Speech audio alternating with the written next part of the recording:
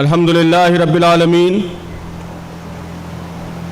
وبہ نستعین علی امور الدنیا والدین والصلاة والسلام علی اشرف المرسلین نبینا محمد صلی اللہ علیہ وسلم وعلی آلہ واصحابہ اجمعین ومن تبعہم بإحسان الی یوم الدین. فاعوذ باللہ من الشیطان الرجیم. بسم اللہ الرحمن الرحیم. وَأَوْرَثْنَا الْقَوْمَ الَّذِينَ كَانُوا يُسْتَضْعَفُونَ مَشَارِقَ الْأَرْضِ وَمَغَارِبَهَا الَّتِي بَارَكْنَا فِيهَا وَتَمَّتْ كَلِمَةُ رَبِّكَ الْحُسْنَى عَلَى بَنِي إِسْرَائِيلَ بِمَا صَبَرُوا. صدق اللہ العظیم. رسی کو انفلوئنس کرنا ہے، سیاسی ایجنڈے کو کنٹرول کرنا ہے. اسٹیٹ یہ ایک بہت ہی طاقتور انسٹیٹیوشن ہے ہمارے زمانے میں، اور افراد کی زندگیوں پر زبردست اثر رکھتا ہے. ان کی بہت ساری آزادیوں کو کنٹرول کرتا ہے، ان کے ریسورسز کو کنٹرول کرتا ہے. کس کو کیا ملنا چاہیے، کیا نہیں ملنا چاہیے، یہ طے کرنا اسٹیٹ کا کام ہے. اسٹیٹ کے پاس اس کا پاور ہے، اختیار ہے. تو اس طرح ہر فرد کی زندگی اسٹیٹ کے پاور سے متاثر ہوتی ہے. اس کے ریسورسز متاثر ہوتے ہیں، اس کی آزادیاں متاثر ہوتی ہیں، اس کے حقوق متاثر ہوتے ہیں، اس کی زندگی پر اس کا اثر پڑتا ہے. تو اسٹیٹ کی پالیسیز کو ایسا رخ دینا، ایسا اورینٹیشن دینا کہ جس کے نتیجے میں لوگوں کی زندگیاں زیادہ سے زیادہ آسان ہوں، بہتر ہوں، یہ سیاست کا اصل مقصد ہے.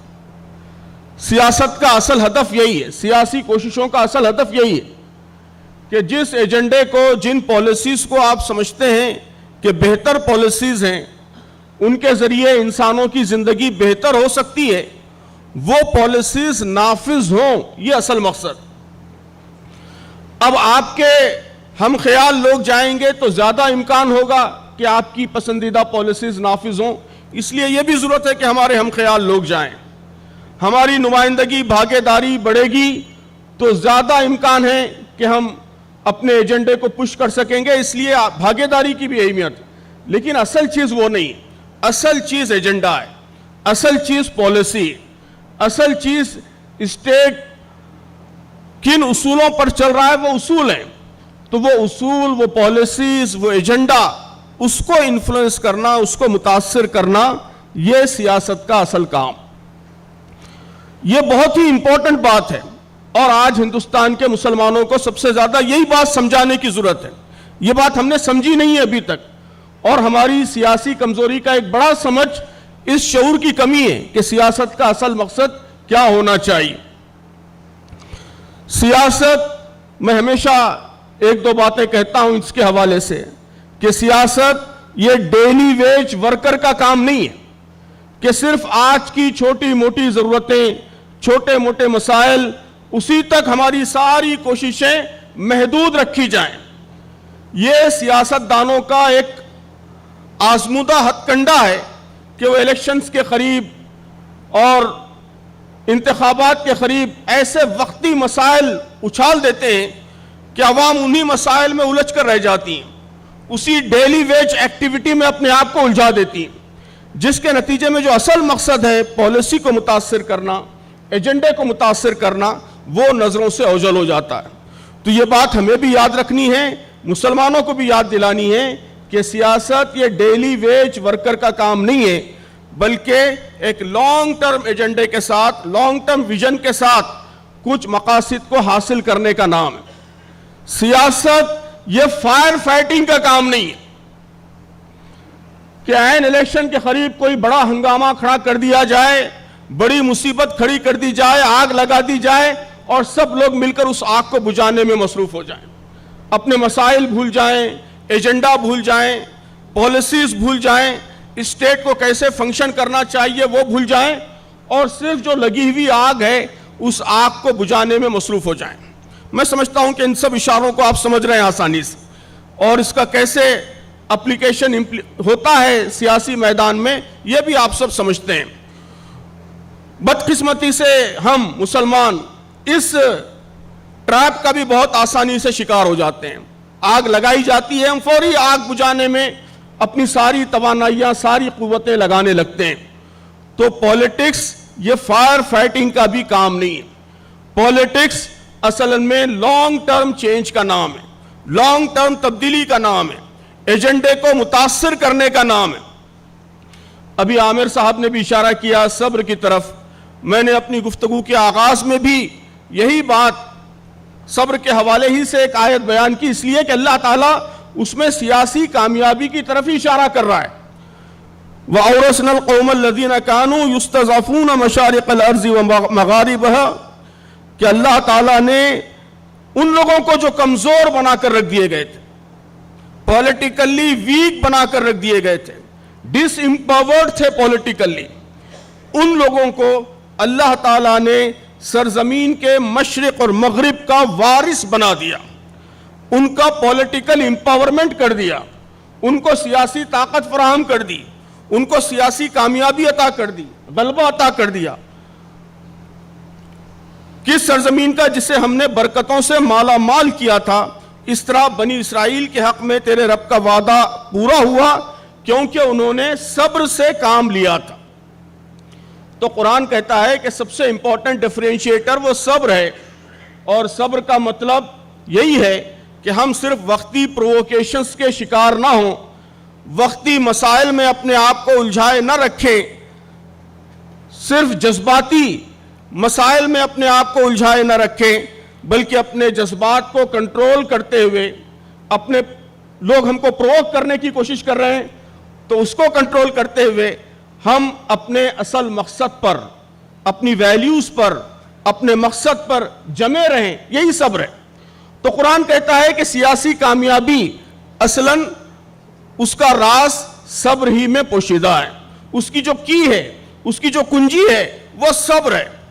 اور صبر کا مطلب میں نے واضح کیا کہ وہ بزدلی نہیں ہے, بلکہ صبر کا مطلب اپنے ایموشنز کو, اپنے لوگ آپ کو پرووک کر رہے ہیں تو پرووکیشنز کو, اپنے امپلسز کو کنٹرول کرنا ایک بڑے مقصد کے لیے, بڑے آبجیکٹیو کے لیے, اس کا نام صبر ہے. اور یہی سیاسی کامیابی کی قرآن کے مطابق کلید ہے, یہی کنجی ہے, یہی ماسٹر کی ہے. تو محترم دوستو, یہ بات واضح ہو گئی کہ سیاست کا اصل مقصد, پولیٹکس کا اصل آبجیکٹیو یہ اسٹیٹ کی پالیسیز کو متاثر کرنا ہے, ایجنڈے کو متاثر کرنا ہے. ایجنڈا کیا ہونا چاہیے اسٹیٹ کا؟ تو یہاں سارے کے سارے لوگ اسلامی تحریک سے وابستہ ہیں, اسلام کی ویلیوز میں یقین رکھتے ہیں. تو اسلام کی تعلیمات اس سلسلے میں بہت کلیئر ہیں, بہت واضح ہیں. ابھی جو سیکریٹری حلقہ نے درس قرآن پیش کیا اس میں بھی بڑی وضاحت کے ساتھ یہ بات آئی ہے کہ ان اللہ یأمر بالعدل, کہ اللہ تعالیٰ عدل کا, جسٹس کا حکم دیتا ہے. یہ آیت ہر جمعہ کے خطبے میں پڑھی جاتی ہے, ہر ہفتہ مسلمانوں کو یاد دلائی جاتی ہے, اس لیے کہ حضرت عمر بن عبدالعزیز رحمۃ اللہ علیہ جنہوں نے سب سے پہلے اس آیت کو خطبہ جمعہ میں انٹروڈیوس کیا, وہ یہ سمجھتے تھے کہ یہ اسلام کے پورے ایتھیکل کوڈ کا خلاصہ ہے, سمری. عدل, احسان اور عزیز و اقربا کے ساتھ صلہ رحمی, یہ اسلام کے پورے ایتھیکل فریم ورک کا خلاصہ ہے, اسلامک ایتھکس کی سمری ہے, اس کی بنیادیں. تو عدل کو اسلام بہت زیادہ اہمیت دیتا ہے. اور ہمارے بزرگوں نے جنہوں نے بھی سیاست کے موضوع پر اسلامی نقطہ نظر سے مضامین لکھے ہیں, کتابیں لکھی ہیں, میں ہمیشہ ابن قیم کی جو کتاب ہے سیاست شرعیہ, شرعی سیاست, دینی سیاست, اس کا حوالہ دیتا ہوں. اس میں ابن قیم فرماتے ہیں کہ سیاست کا مقصد ایک مسلمان کے نزدیک وہ عدل کا قیام ہے, جسٹس کا قیام. مقصودہ اقامت العدل بین عبادہ وقیام الناس بالقسط, کہ اس کا مقصد, اس کا آبجیکٹیو وہ بین عبادہ, اللہ کے سارے بندوں کے درمیان جسٹس کا قیام.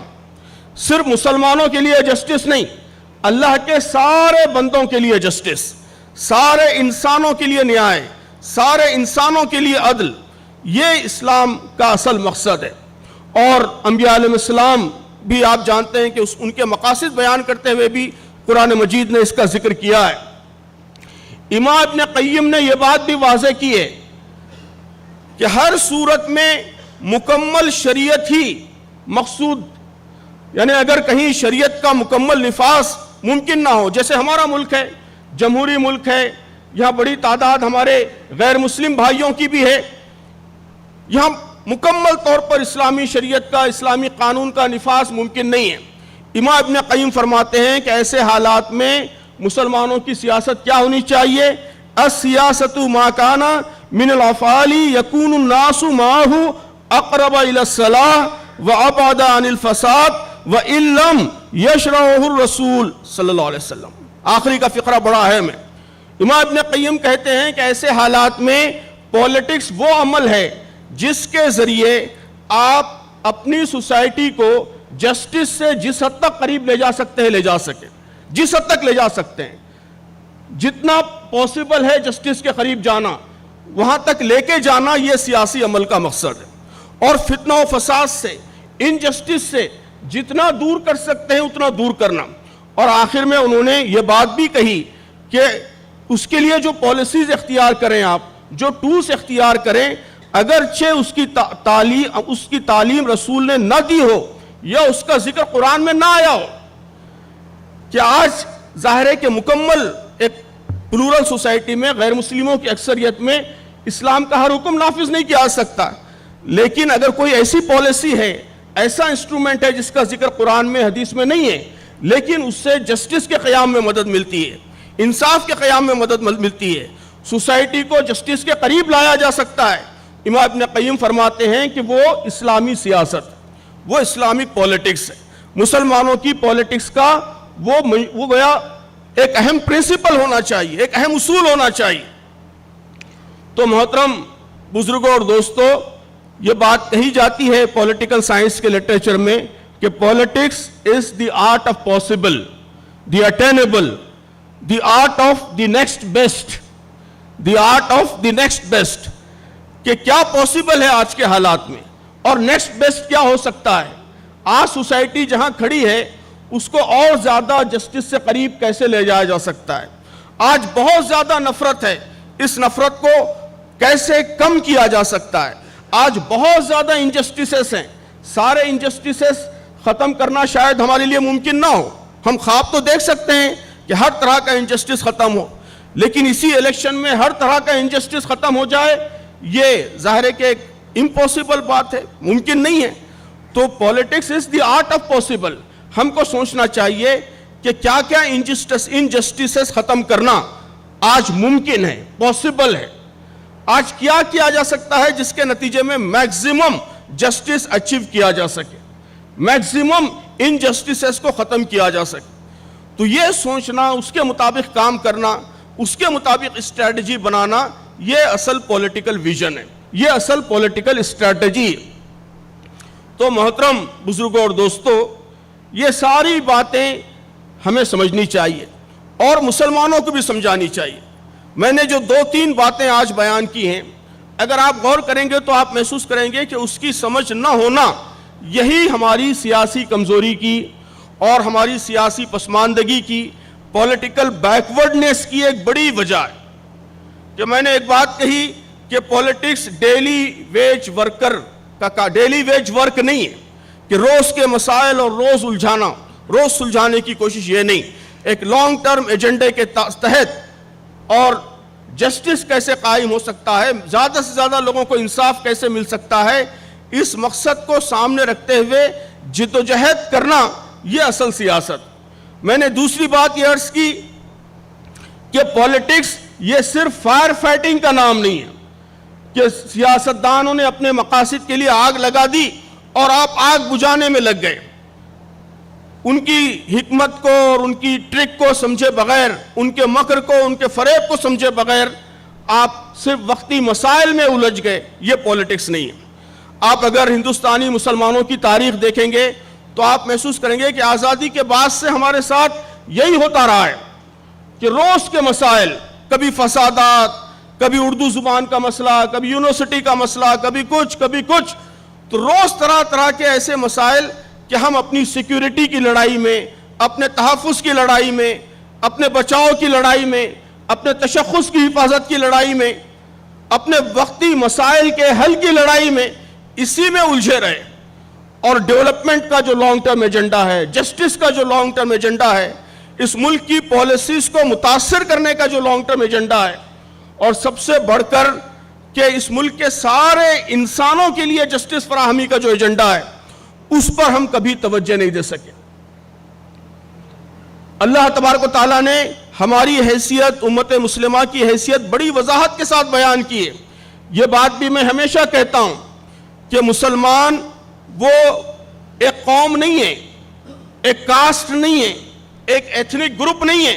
مسلمانوں میں تو طرح طرح کی ایتھنیسٹیز ہیں، طرح طرح کی ریشیل ان کی آئیڈینٹیٹیز ہیں. ہندوستان میں جتنی لینگویجز بولی جاتی ہیں وہ ساری لینگویجز مسلمانوں کے درمیان بھی بولی جاتی ہیں. مسلمانوں کی جو اصل حیثیت ہے وہ ان کا دین ہے، ان کا ایمان ہے، ان کے مقاصد ہیں. اللہ تبارک و تعالیٰ نے انہیں خیر امت بنایا ہے، انہیں سارے انسانوں کے لیے نکالا ہے، اور یہ کام ان کے سپرد کیا ہے کہ سارے انسانوں کی بھلائی کے لیے، سارے انسانوں کی فلاح کے لیے، ان کی جسٹس کے لیے وہ کام کریں. لیکن جب یہ چیز نظر انداز ہو گئی اور ہم صرف اپنے روزمرہ کے مسائل میں الجھے رہے تو اس کا نقصان یہ ہوا کہ ہم ایک عام سماج سے، مین اسٹریم سماج سے الگ تھلگ ہوتے چلے گئے، آئسولیٹ ہوتے چلے گئے، پولرائز ہوتے چلے گئے. اور آج آپ سچویشن دیکھ رہے ہیں کہ آج سچویشن یہ ہے کہ مسلمانوں کو ہراس کرنا، ان کو پریشان کرنا، ان کو ستانا، یہ پولیٹیکل سکسس کا ٹول بن گیا ہے.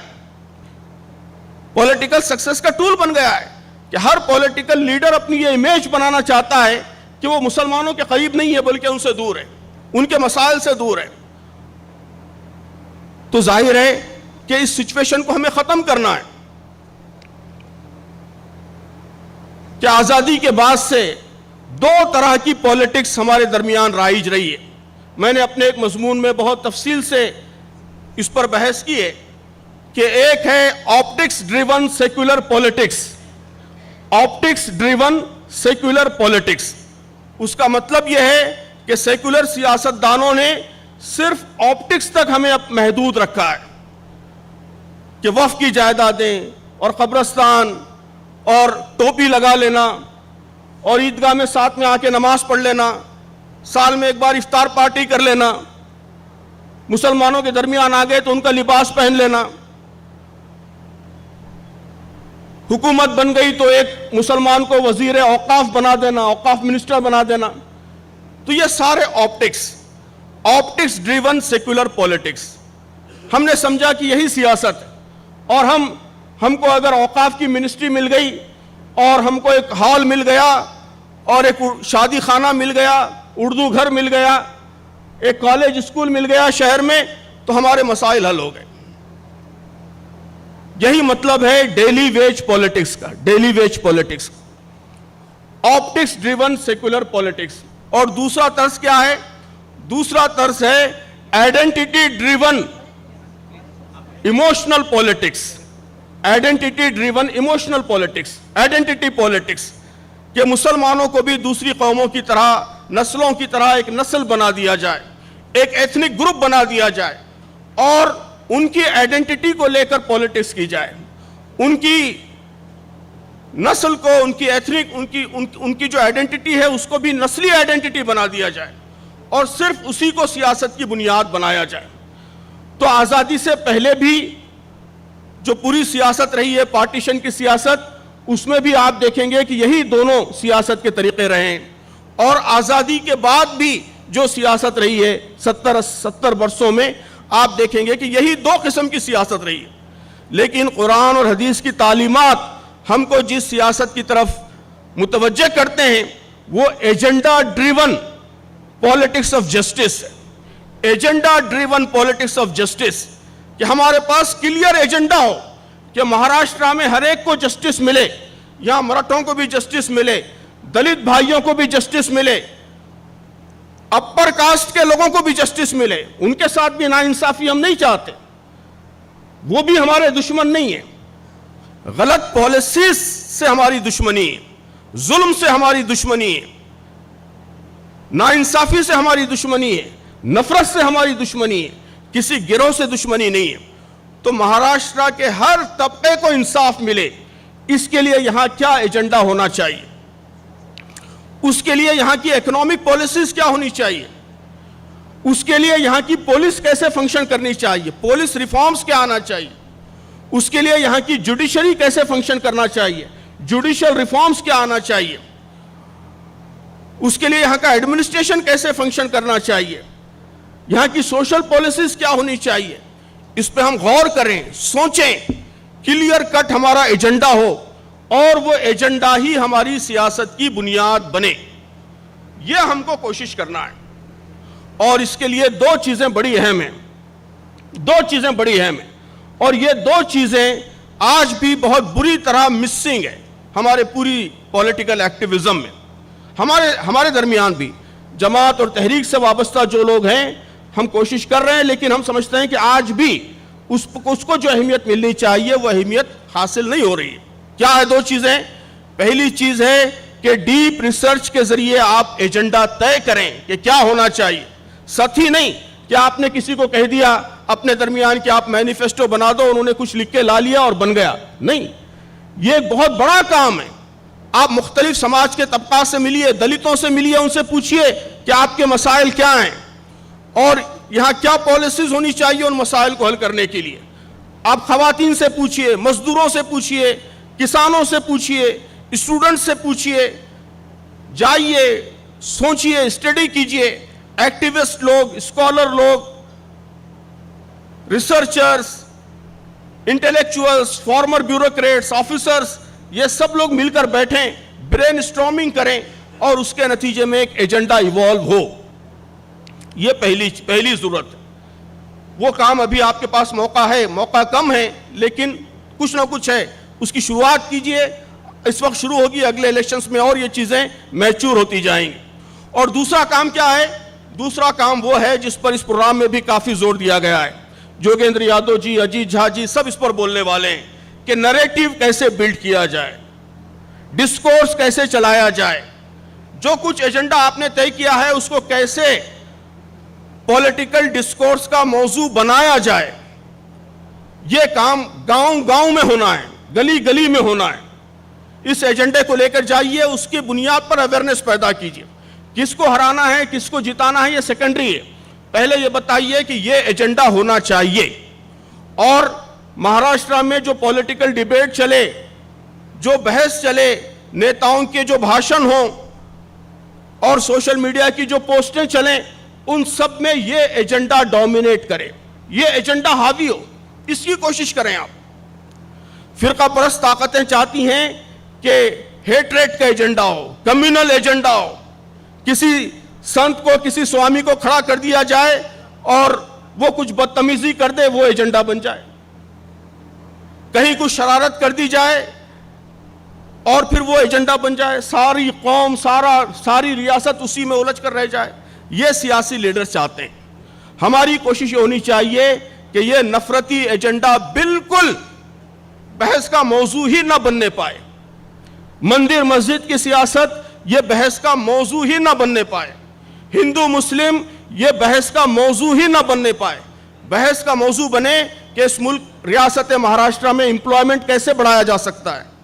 بحث کا موضوع بنے یہاں سماج کے مختلف طبقات کو, دلتوں کو, آدیواسیوں کو, مسلمانوں کو, کسانوں کو, مزدوروں کو, عورتوں کو, اسٹوڈنٹس کو, ان سب کو کیسے انصاف مل سکتا ہے. اس کے لیے کیا طریقے ہو سکتے ہیں, کیا پالیسیز بدلنے کی ضرورت ہے, کیا ریفارمز لانے کی ضرورت ہے, یہ بحث کا موضوع بنے. آپ گلی گلی میں اجلاس کیجئے, کالونیز میں اجلاس کیجئے اور لوگوں کو تیار کیجئے, ان کے مائنڈز کو, کہ وہ اس کو موضوع بنائیں. کوئی نیتا بھاشن کر رہا ہے, ہندو مسلم کر رہا ہے, لوگ کھڑے ہو جائیں اور کہیں کہ ہم یہ سننا نہیں چاہتے, ہمیں بتاؤ کہ تم امپلائمنٹ کیسے جنریٹ کرو گے.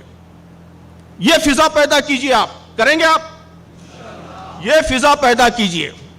یہ اصل کام ہے تحریک اسلامی کی سیاست. باقی کام بہت سے لوگ کر رہے ہیں, کرنے دیجئے ان کو. آپ کا کرنے کا اصل کام یہ ہے کہ ایسی فضا پیدا کیجئے. اگر مہاراشٹرا میں ایسے 10-20 واقعات ہو گئے تو یہ آپ کی کامیابی.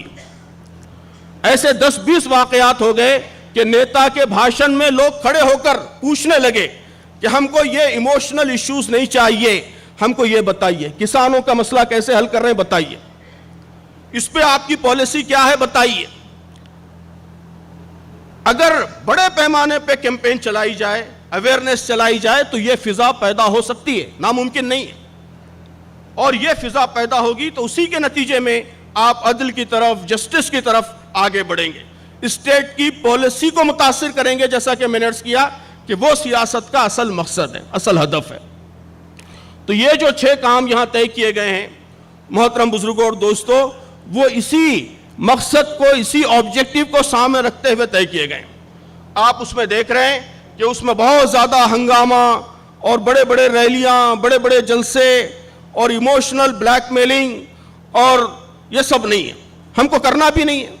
ہم کو تحریک اسلامی کے, جماعت اسلامی ہند کے لوگوں کو الیکشن جیتنا نہیں ہے.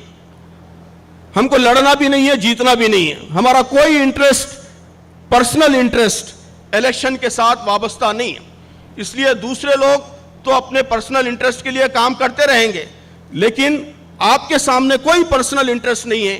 آپ کے سامنے عوام کا انٹرسٹ ہے, عام انسانوں کا مفاد ہے, مسلمانوں کا مفاد ہے, دلتوں کا, کسانوں کا, پچھڑے طبقات کا, کمزور طبقات کا مفاد ہے. تو آپ کو ان سب چیزوں سے بلند ہو کر اصل مقصد پر فوکس کرنا چاہیے. تو یہ 7 کام جو ابھی عبد المجید صاحب نے بیان کیے ہیں وہ اسی طرف اشارہ کرتے ہیں. تو آج کی یہ جو باتیں ہو رہی ہیں جس میں کیسے ڈسکورس کھڑا کیا جائے, کیسے نیریٹو بلڈ کیا جائے, کیسے پبلک ڈیبیٹ میں حصہ لیا جائے, ان سب چیزوں کو گہرائی سے سمجھیے اور پھر اس کو ہر لیول پر امپلیمنٹ کیجیے. اس موومنٹ کو صرف اسٹیٹ لیول کی موومنٹ بنے رہنے مت دیجیے, بلکہ اس کو گاؤں گاؤں کی, گلی گلی کی موومنٹ بنائیے. تو میں سمجھتا ہوں کہ یہی کچھ اہم باتیں تھیں جو مجھے اس موقع پر عرض کرنی تھی.